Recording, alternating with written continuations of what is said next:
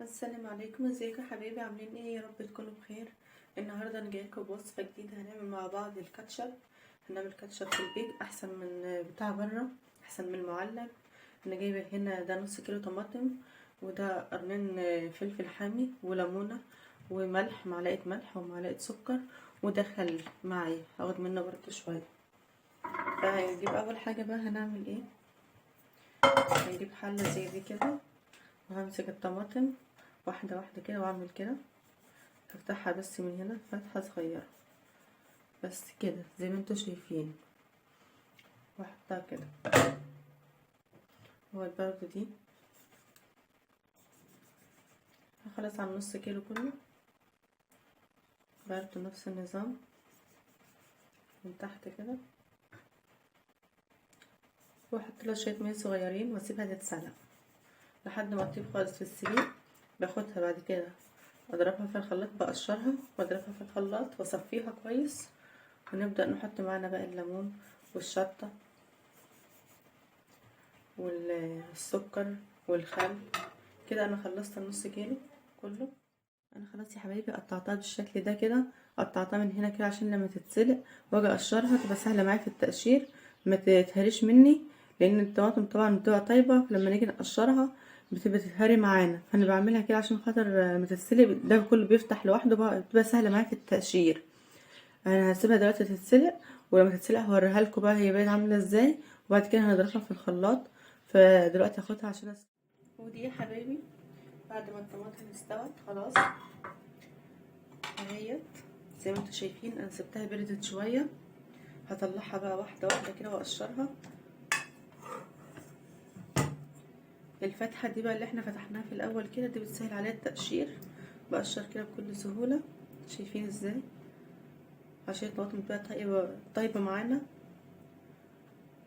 فطبعا ما بنعرفش نقشرها. دي كده بتسهل معانا التقشير الفتحه دي كده. هجيب رولة واحده برضو هقشرها برضو كده، وهنضربها في الخلاط ونحط بقى عليها المكونات بتاعتنا.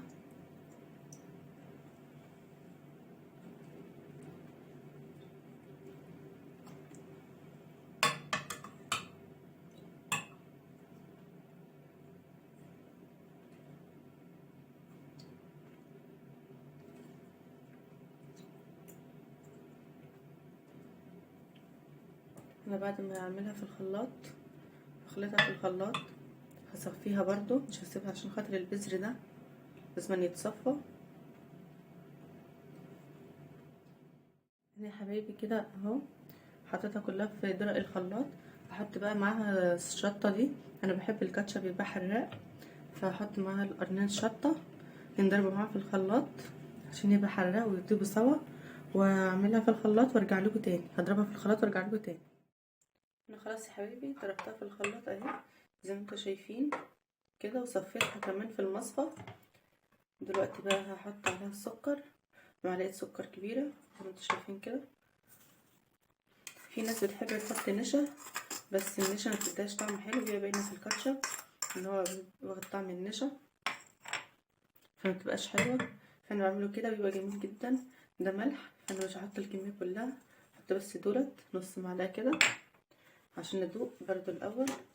والخل هنحط نص كوبايه خل، نجيب كوبايه فاضيه اهيت احط لها نص كوبايه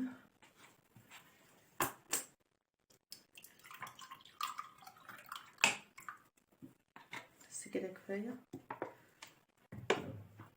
اهي. نص كوبايه خل اهي، نص كوبايه زي ما انتم شايفين كده.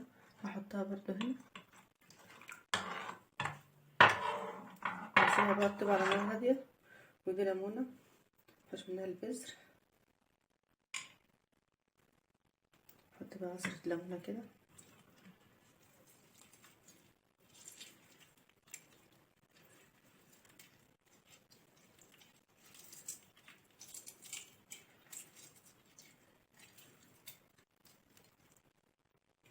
هحط كمان نص ليمونه تاني. انا هعمل الكاتشب بالطريقه دي، بيبقى جميل جدا، يا ريت تجربوها. هوريهولكوا بقى خالص لما يطيب خالص في الاخر هيبقى شكله عامل ازاي. احلى من الجاهز بكتير وطعمه بيبقى حلو قوي، واحلى بقى من اللي بيحط عليه نشا. وفي ناس بقى بتحط عليه بصل بودره وتوم بودره وتوابل وحاجات من دي، لا ما بيديش طعم حلو، بيبقى باين فيه الطعم بتاع البصل والثوم. فالطريقه دي حلوه جدا واحلى من الجاهز المعلب، يا ريت تجربوها. انا هحطه على النار واسيبه يطيب على نار هاديه، ولما يستوي هوريهولكم.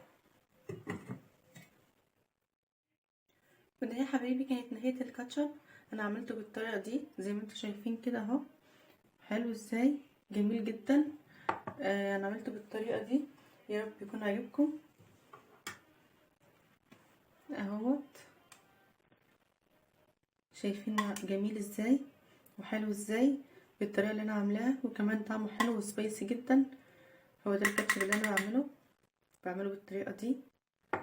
يا رب تكون الطريقه دي عجبتكم. وعملت جنبه هنا بطاطس اهيت،